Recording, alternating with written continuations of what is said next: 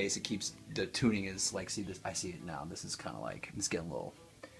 So I just think like a washer that needs replacing. I or something? don't know. I mean, the bass might over time. If you keep up, I would maybe get a new bass if you're into it. You know, I practiced for a while. If something you want to keep doing, I would consider getting, because you could put money into it, but it's like it's not gonna be worth it, because by the time you put money into it, you could just get another bass for a couple $100. Does that make sense? Yeah, sure. You could try, but I mean, you could ask somebody. Maybe you have a friend who works on instruments and see what. But I noticed that it keeps like the pitch keeps getting.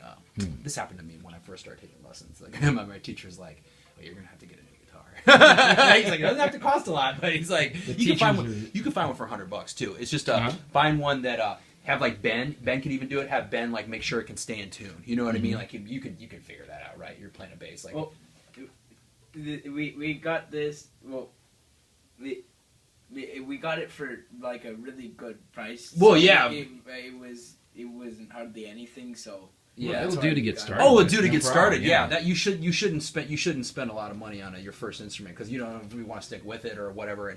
And even it's always good to have cheaper like instruments like that around too, because then you can, you know. And who knows, man? Maybe you get into like repairing guitars and you can. Well, actually, Dave's done a little bit of restoring. So he might be able to find some cheap tuning pegs and replace those, and that's probably all it is. Honestly, is the tuning pegs. So. Okay, cool.